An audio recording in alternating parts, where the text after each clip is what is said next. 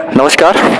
अर्ध मत्स्येंद्र आसन पे हम बात कर रहे हैं। दोनों पैर सामने, आपकी पीठ स्पाइन सीधी, गर्दन सीधी।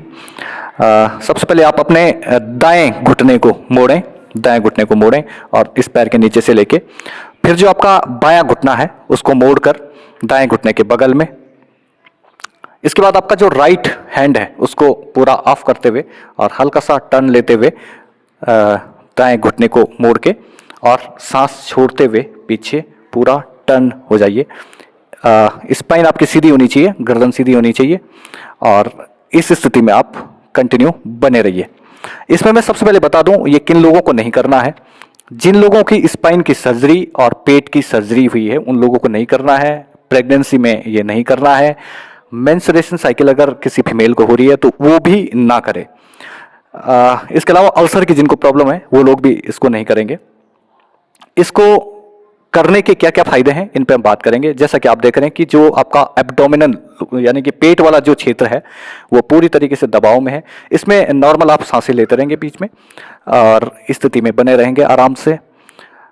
पेट के क्षेत्र में जितने भी आपके ऑर्गेनेल्स हैं सबकी इसमें मसाज हो रही है। डायबिटीज जो कि पैंक्रियाज जिसका कारण है, इंसुलिन का कम सेक्रेशन के कारण डायबिटीज हो जाता है।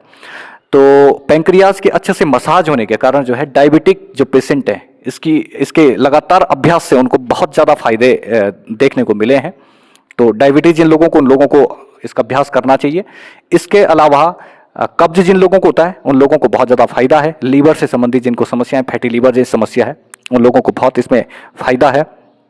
इसके अलावा जनन संबंधी जो प्रॉब्लम्स हैं या यूरिन संबंधी जो समस्याएं हैं या मेंस्ट्रुएशन संबंधी जो समस्याएं उन लोगों को भी इससे निजात मिलता है।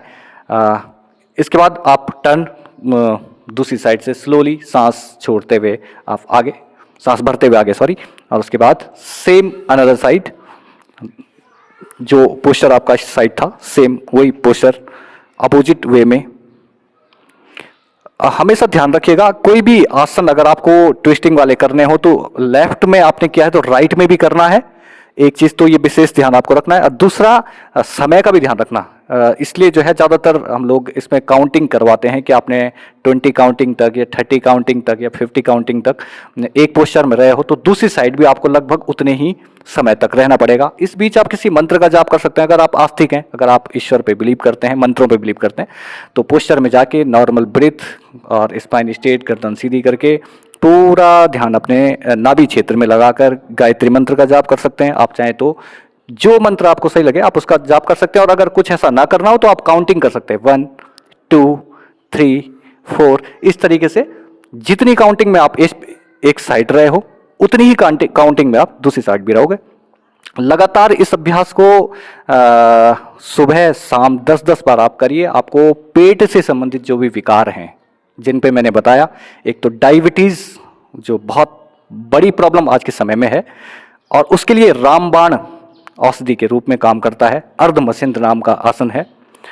और कब्ज से संबंधित समस्या है जिनको भी हैं, चाहे वो एसिडिटी है हो, चाहे वो पाइल्स हो या अन्य कोई भी समस्या, लीवर से संबंधित हो, फैटी लीवर हो या कोई अन्य समस्या हो। फीमेल्स में मेंस्ट्रुएशन से संबंधित समस्याएं हैं, मेंस्ट्रुएशन का समय से ना होना या समय से पहले हो जाना, बहुत ज़्यादा ब्लीडिंग हो जाना या बहुत कम ब्लीडिंग होना, जो भी समस्याएं मेंस्ट्रुएशन से संबंधित हैं उन सब में इसका बेनिफिट है। इसके बाद स्लोली रिलीज